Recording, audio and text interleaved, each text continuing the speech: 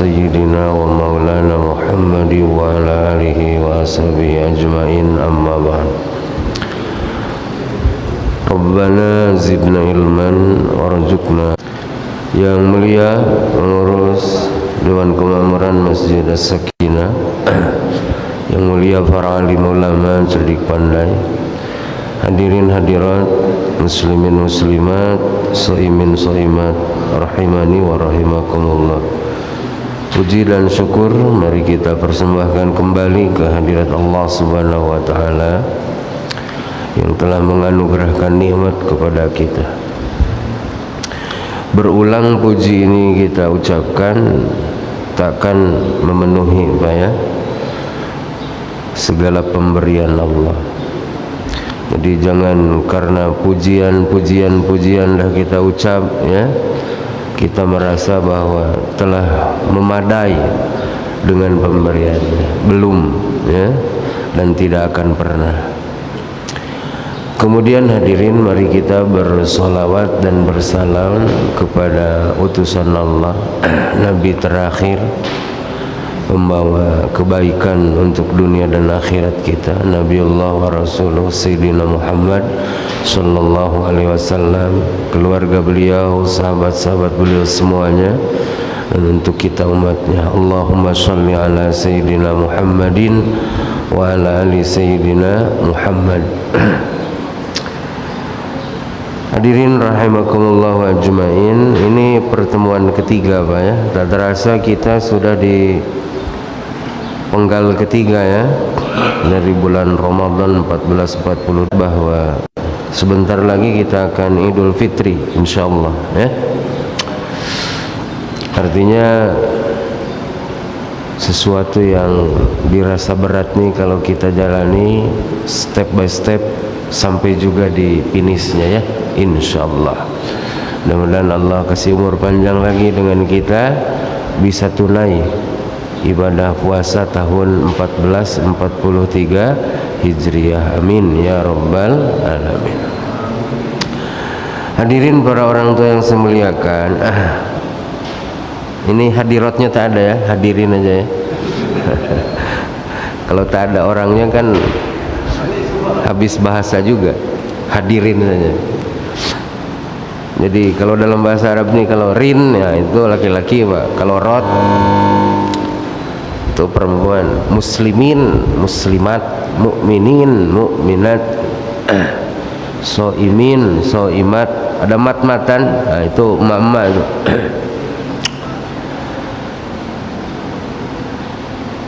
Kemarin kita dah bincangkan tentang bagaimana ampunan itu bisa kita raih Pertama dulu kita ulang lagi pertemuan pertama, bahwa ampunan Allah itu Allah berikan dengan kita kalau kita buat kebaikan buat kebaikan dalam pengertian perintahnya kita tunai baik perintah yang sifatnya wajib atau perintah yang sifatnya anjuran kayak sholat 5 waktu gitu kan, kayak tarawih kan. Di samping menambah pahala juga mengurangi dosa. Jangan dipahami bahwa dosa itu diampuni kalau istighfar, tobat saja gitu. Enggak. Bapak sholat subuh aja nih, di samping dapat pundi-pundi pahala nah, itu artinya Allah tuh hendak mengurangi dosa kita. Mengurangi dosa itu apa? Nanti dosa yang Bapak buat semalam tuh tak ditagih Allah gitu. Tak ditagih Allah. Kalau Bapak baca kitab namanya Tanwirul Qulub, di situ ada disebutkan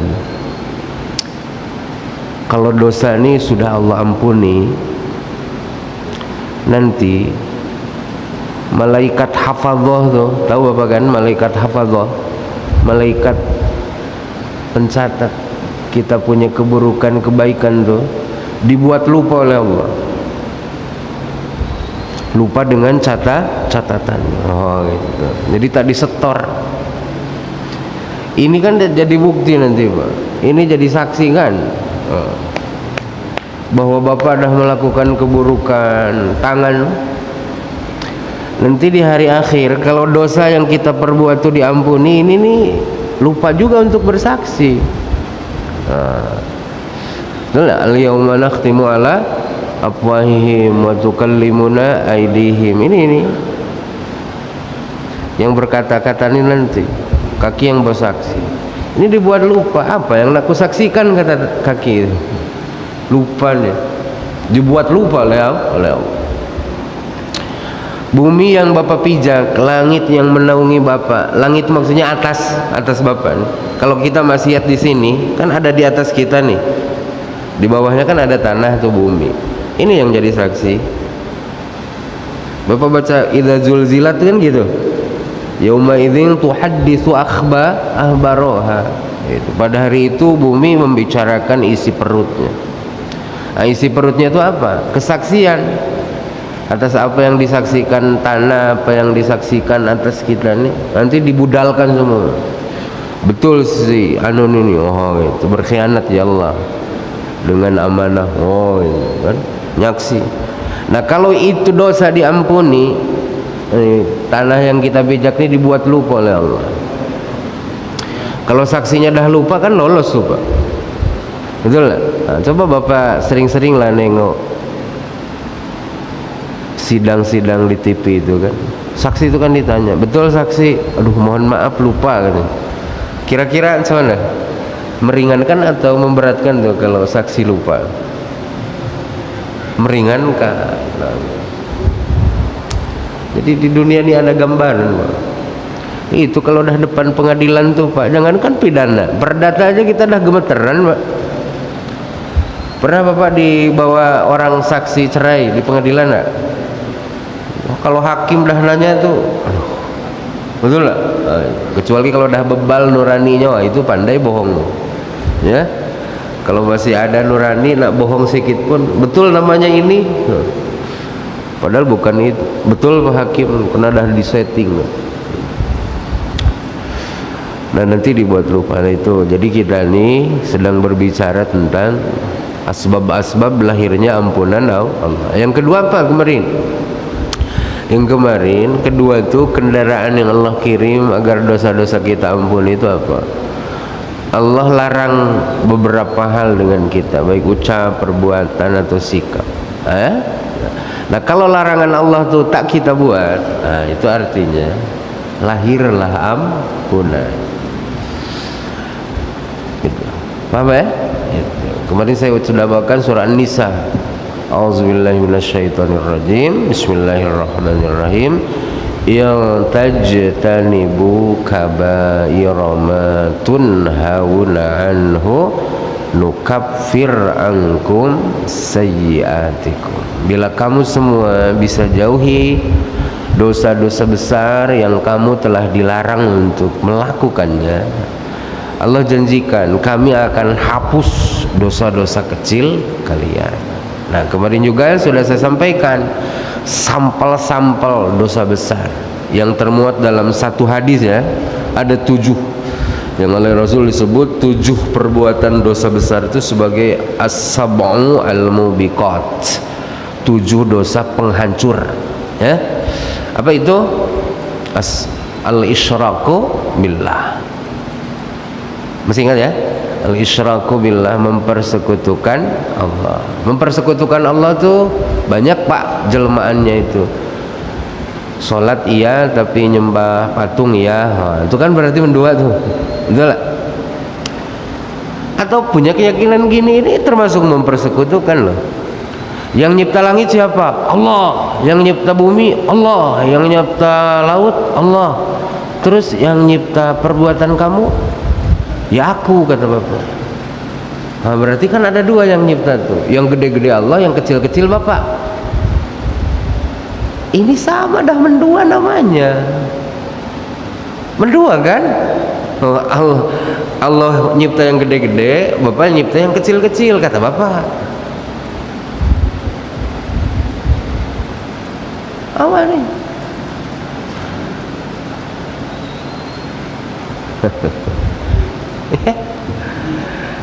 Yang nyipta langit Allah Pak, yang nyipta bumi Allah Pak, yang nyipta laut Natuna Allah Pak. Yang nyipta perbuatan anak bapak ya emaknya, kata bapak. Kok jadi gitu? Ya bapak. Kok jadi gitu? Ya Allah, semua. Paham Pak ya? Nah, paham? Itu syirik tuh. Kan mendua namanya. Betul lah. Mendua tuh ada yang kita anggap tandingan Allah, sama-sama nyipta. Gitu loh. Itu mendua tuh. Ya, mendua.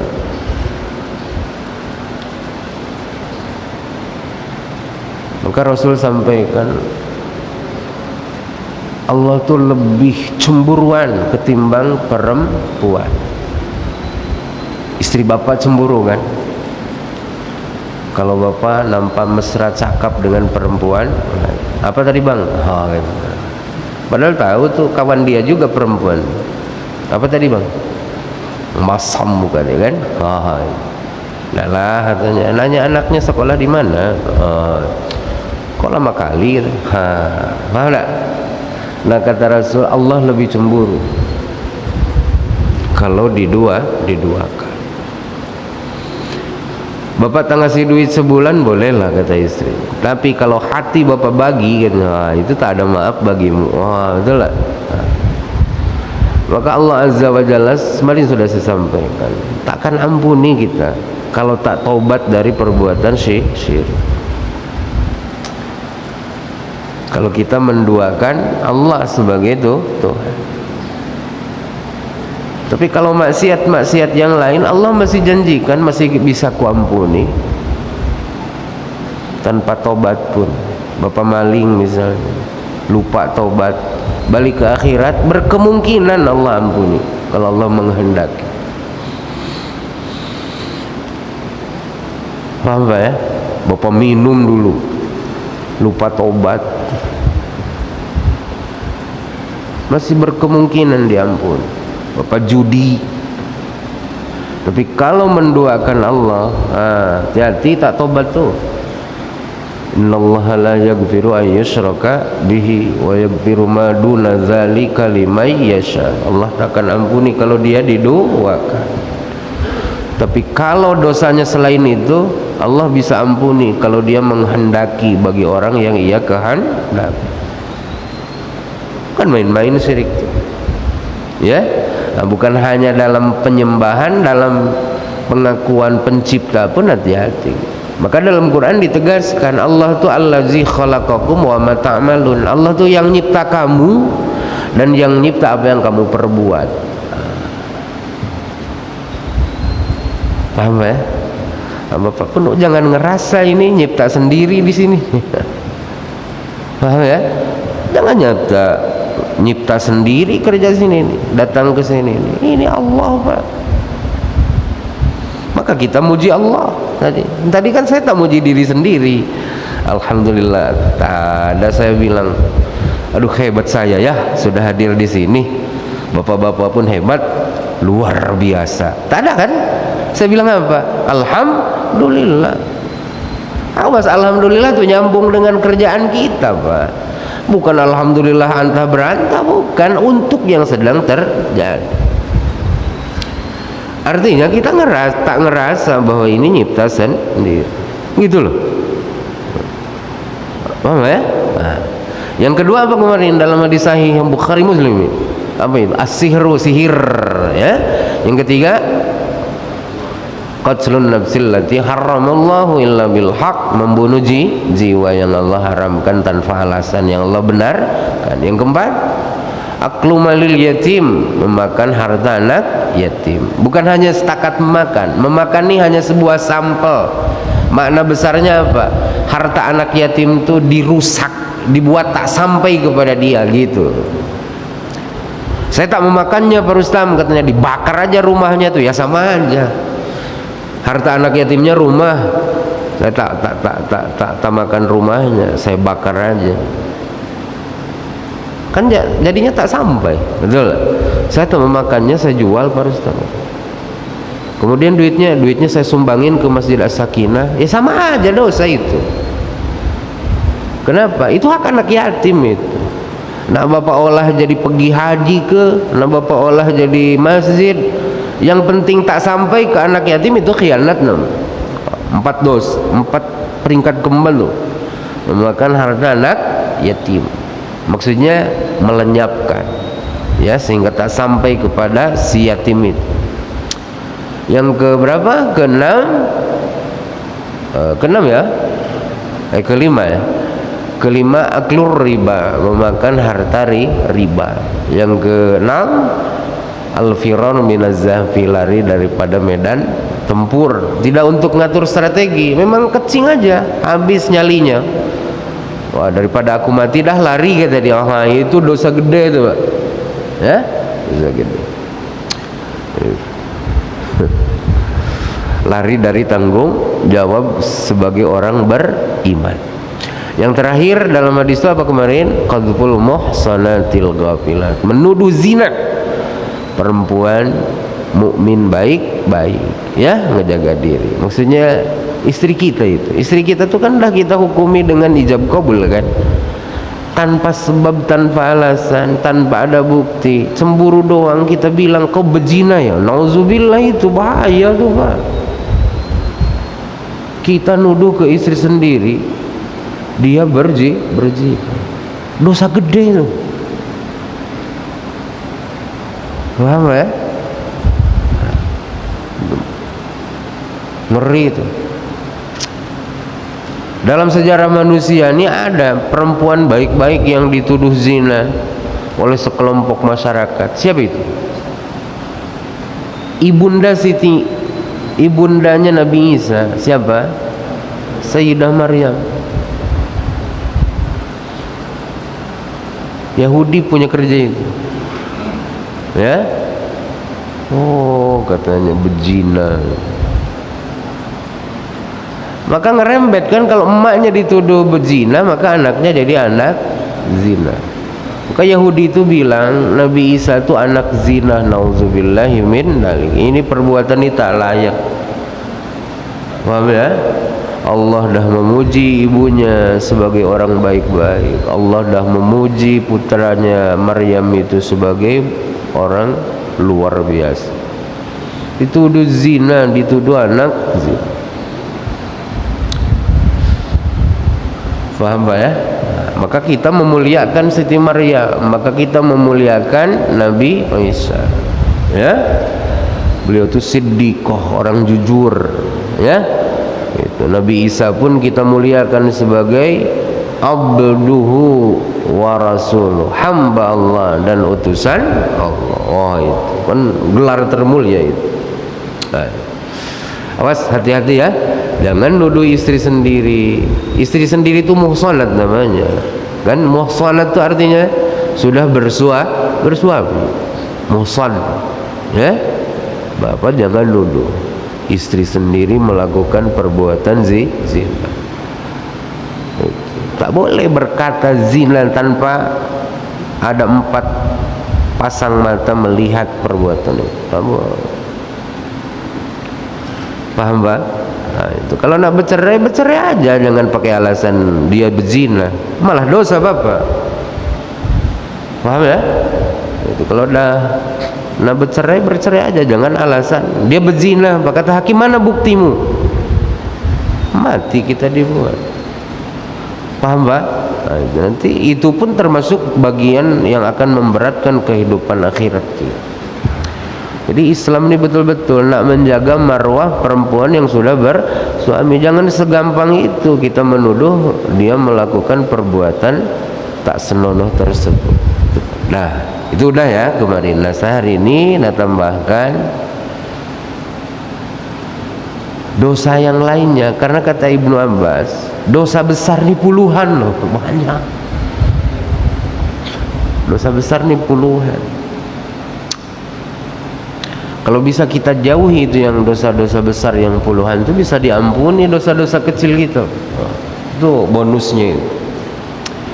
Cuman karena kita kan pertemuan paling 2 kali lagi, tak mungkin habis semua kan. Nah, kita ambil sampel-sampelnya aja, karena nanti yang terakhir pertemuan berikutnya saya tak bahas itu lagi. Dosa itu kan dilakukan paling tidak oleh hati, betul nggak? Oleh anggota tubuh ini yang paling gandrung dosa ini kan lisan, betul nggak? Baru sesisa. Nah, kita sampel aja hati, yo. Dosa besar yang dilakukan oleh hati yang tak tersebut ya dalam hadis yang tadi apa? Ahalla ma harramallah wa harrama ma ahallahullah. Itu dosa tuh. Beriktikad benda ini haram padahal Allah halalkan. Beriktikad bahwa benda ini halal padahal Allah haramkan. Beriktikad bahwa benda ini haram padahal Allah halalkan. Jadi punya i'tikad dalam hati, ya, dalam hati. Ini dosa hati. Kayak tadi syirik itu kan bisa di hati juga, ya. Gitu. Kalau sujud kepada berhala, yaitu syirik perbuatan, ya. Kalau meyakini ada pencipta selain Allah, nah itu syirik i'tikad namanya, ya. Nah ini ada lagi contoh dosa hati itu apa? Mengiktikadi dengan nanti bahwa ini benda ini perbuatan ini haram padahal Allah halalkan itu perbuatan, itu benda. Atau sebaliknya, hati punya i'tikad bahwa ini perbuatan ini halal padahal nyata-nyata Allah telah haramkan itu benda, itu perbuatan. Ini di sini, bukan di sini. Ini hati punya i'tikad kayak gitu. Itu jangan main-main, itu gede dosanya. Bahkan bisa mengembalikan kita kepada kekufuran, murtad. Punya i'tikad kayak gitu. Kata hati, zina ini apa sih haram? Kalau hematku halal. Kenapa? Wong aku beli kok. Dikias dia dengan mas kawin. Mas kawin aja seperangkat alat sholat jadi halal, masa aku ngasih 5 juta jadi tak halal? Paham enggak? Di hatinya ada gitu. Kalau gitu halal zina itu, asal dibeli. Parah nih i'tikad, parah i'tikad. Atau sebaliknya, dia tuh tahu istri orang. Aku cari Ustadz Ali, Ustadz tolong ijab kabulkan biar halal kawin. Dia punya i'tikad bahwa dengan adanya ijab kabul istri orang tuh jadi halal, padahal dia jelas-jelas masih istri. Awas, hati-hati Ustaz. Paham ya? Punya i'tikad bahwa benda itu jadi halal padahal Tuhan telah haram. Namanya zina itu tetap haram lah. Paham ya? Jatuh. Atau punya i'tikad bahwa benda ini halal, benda ini haram padahal ternyata Allah halalkan. Kayaknya katanya kawin ini haram, nikah ini haram, dilarang. Kenapa? Banyak katanya mafsadatnya nikah. Wah gitu. Ini stres, saking stres kan, ditekan istri nak lebaran. Minta itulah, minta inilah. Akhirnya banyak merenung, datang setan. Akhirnya gitu, punya fatwa dia dalam hatinya, haram kawin nih katanya. Ngapa? Bikin bingung orang kata dia. Parah tuh. Paham enggak? Gitu. Jadi jangan berani-berani kita ya mengharamkan apa yang nyata-nyata Allah halalkan dan menghalalkan apa-apa yang nyata Allah telah haramkan. Karena itu termasuk bagian dari perbuatan i'tikad, ya, i'tikad hati yang kategorinya apa? Dosa besar. Oke, kita ambil sampel aja ya dari hati satu tuh ya. Kemudian dari anggota tubuh, lisan. Nah, dari sini nih banyak dosa besar nih, Pak. Nah, yang kita tahu saja ya, sering Ustadz Ali baca itu firman-Nya, auzubillahi minasyaitonirrajim. Itu wailul likulli humazatil lumazah. Wail, Jadi gini Pak, perbuatan ini ngetes masuk dosa besar atau dosa kecilnya gimana? Kata ulama gini, kalau ada ancaman siksa Allah langsung, azaban aliman, ya, ada ancaman laknat, wailun, oh, ya, nah itu indikasi ini perbuatan dosa ini kabair nih, kategorinya tuh dosa besar, ya, sampai mentamsilkannya menjijikkan, oh itu dosa tuh, oh itu dosanya besar tuh. Wailun tuh ingat-ingat ya, kalau dalam Quran ada kata wailun, ulama tuh ada dua penafsirannya. Wailun artinya hilang, kecelakaan. Ada lagi yang ekstrim seperti Ibnu Abbas, wadin fi jahannam. Wail itu artinya lembah dalam api jahannam. Lembah dalam api jahannam. Jahannam itu kan mengerikan. Ini lebih mengerikan lagi. Kenapa? Bukan yang ratanya, jahanam yang lembahnya, palungnya itu. Katanya kan kapal selam itu masuk ke palung itu kan tak bisa lagi naik Pak. Nah, jadi masuk ke dalam palung dalam jahanam. Ada palung dalam jahanam yang Allah siapkan untuk siapa? Humazah, lumazah. Kalau bahasa kitanya nih humajah lumajah nih tukang, nah, tukang gunjing, tukang nuduh. Jadi awas, lumazah, humazah itu wajan kasroh, humazatun tukang, ya bukan sekali Ustaz. Kalau sekali mah tak disebut humazah, hamiz, lamiz. Nah, ini mah tukang, profesinya tuh gitu. Pencahariannya itu gitu, gunjing orang dapat duit. Ngeri ya, ngadu orang dapat duit. Itu besar Pak duitnya tuh. Ya, tendernya tuh bisa tak buat mereka berantem.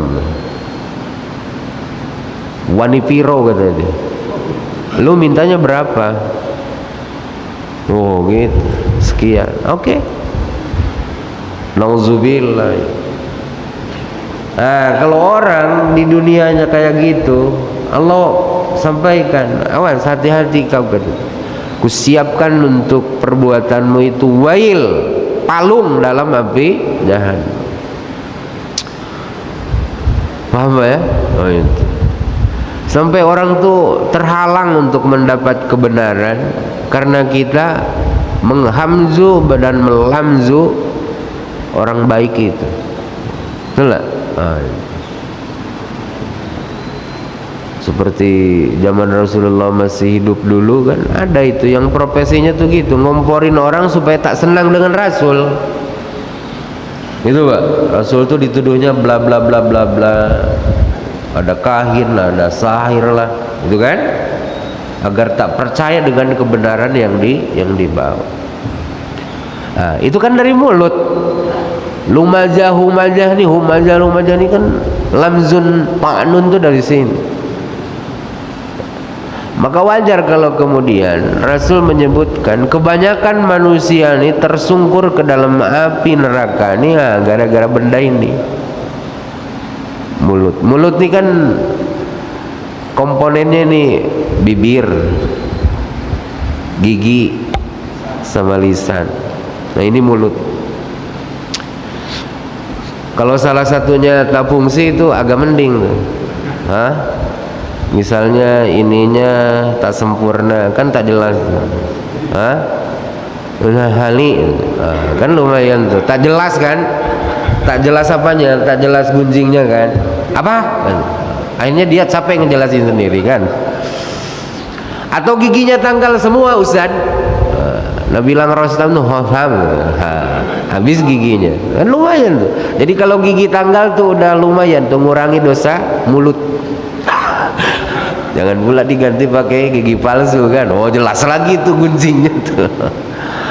Yang parah lagi, ini agak-agak untung lah ya, agak untung terhindar gede gitu dari gunjingan tuh.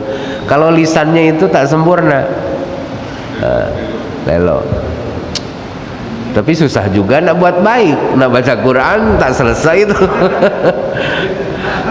Ya, nah itu. Makanya mulut itu komponennya bibir yang dua, gigi sama lidah. Nah, ketika mulut nih yang tiga nih kerjasama melakukan hamzun, lamzun, gunjingan, tuduhan. Oh, Rasul sampaikan, bisa-bisa pemilik mulut tuh tersungkur dia punya kepala dalam api neraka. Tersungkur tuh kan gitu, jatuh kepala duluan. Wail, ngeri itu Pak, wail. Makanya baca wail tuh jangan sampai senyum, gitu kan, harus ngeri itu wail. Kan Quran ini puisi, ya, bukan bahasa prosa. Quran bahasa puisi, jadi harus penjiwaan.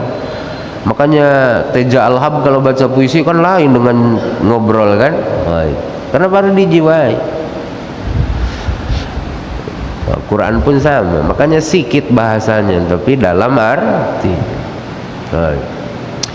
Terus dalam ayat yang lain, ayuhibbu ahadukum ayyakula lahma akhihi maitan fakarihtum.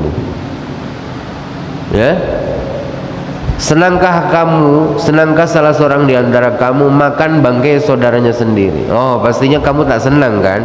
Ini amsalnya, tamsil, perumpamaan bagi kejamnya orang yang mau berani menggunjing kehormatan saudara. Jadi diumpamakan kita nih makan bangkai saudara. Bangkai itu mayit. Mayit itu bisa tak melakukan pembelaan? Enggak. Coba Bapak ada mayit.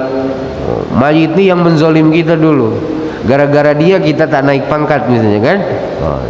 Bapak maki dia, bisa melawan enggak? Enggak. Sama halnya ketika kita menggunjing orang lain. Betul enggak? Menggunjing orang lain. Pak Ketua nih misalnya, Bapak gunjing. Namanya gunjing itu apa? Menyebutkan keburukan dia sedangkan orangnya tak ada. Bisa tak beliau melakukan pembelaan? Enggak. Betul lah, kayak mayit tadi. Bapak maki aja tak bisa dia bela. Beliau pun sama, tak bisa melakukan pembelaan. Kenapa? Wong orangnya tak ada. Itu gunjing. Nah, maka ulama ada yang membedakan apa bedanya humajah sama lumajah. Kalau humajah Pak, ngegunjingnya itu di belakangnya. Nah, misalnya Bapak lagi tugas Jakarta, disinilah orang bincang Bapak. Misal nih Pak, misalnya, macam mana Bapak nggak bisa bela? Nggak bisa klarifikasi kenapa saya memilih ini? Betul lah, orangnya tak ada. Gitu kalau humajah. Kalau lumajah enggak. Lumajah mah agak pemberani sedikit tapi kasar. Depannya Bapak maki dia, mau ditunjuk hidup. Oh, kurang ajar, berkata kasar, disebutkan keburukannya depan orang. Depan orangnya, depan orang ramai. Itu lumazah. Sama-sama jelek dua-duanya. Paham ya? Maka definisi ghibah itu zikruka akhaka bima yakrahu. Zikruka akhaka bima yakrahu. Kamu menuturkan keburukan saudara. Kamu tuturkan, kamu omongkan keburukan saudara yang dia tidak senang. Jadi bukan hanya perbuatan Pak, sifat fisik pun kalau tak senang dia dengar itu termasuk gunjing. Itu memang ada di dirinya. Dia tuh maling bener, dia tuh pencopet iya, dia tuh yang bobol masjid kemarin gitu kan, dia tuh yang nempeleng Pak Anu betul gitu.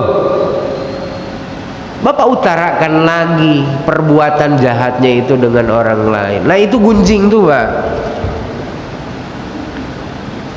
Kalau Bapak berbicara tentang keburukan orang yang tak dibuat oleh orang itu bukan gunjing, namanya itu buhtan, kebohongan.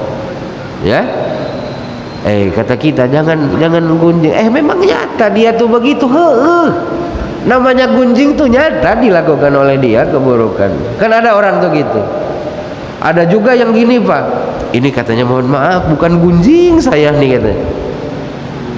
Ada klarifikasi gitu dulu. Jadi kalau bukan gunjing apa? Apa, Pak? Pak Anu tuh katanya yang kemarin ini katanya ya, yang masuk penjara karena korupsi. Ditunjuk. Itulah gunjing tuh. Meskipun ada klarifikasi, Pak, mohon maaf Pak katanya, saya bukan nak gunjing Bapak itu. Apa? Bapak itu yang kemarin korupsi. Kata Bapak, iya yang korupsinya Anu. Oh jadi sama Bapak sama dia. Awas hati-hati, ini bahasanya nipu loh Pak. Bahasanya nipu. Sama kayak gini, aku katanya bukan nak bangga dengan dosa.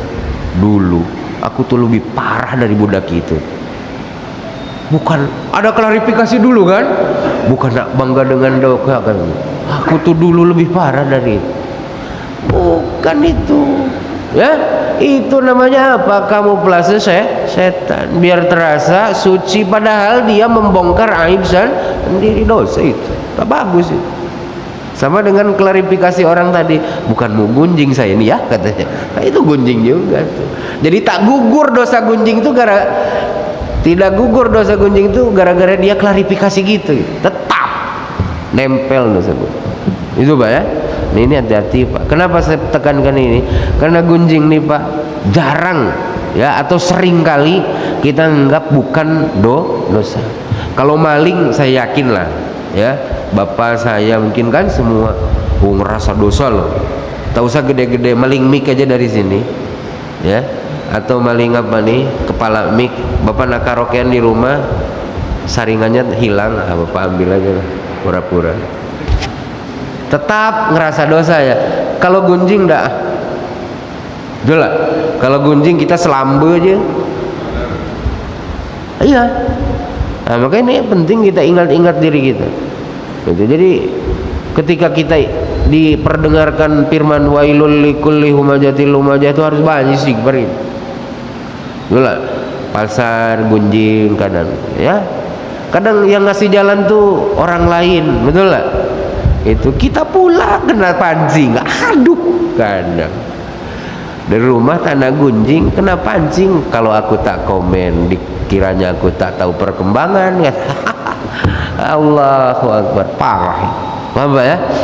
Aduh ya Allah, itu banyak Pak ya. Nanti minggu depan lah saya akan simpulkan, tapi tak saya jelaskan ya, akan saya sebutkan aja jenis-jenis dosa kabair itu ya, karena ulama menyebut puluhan loh Pak ya, puluhan.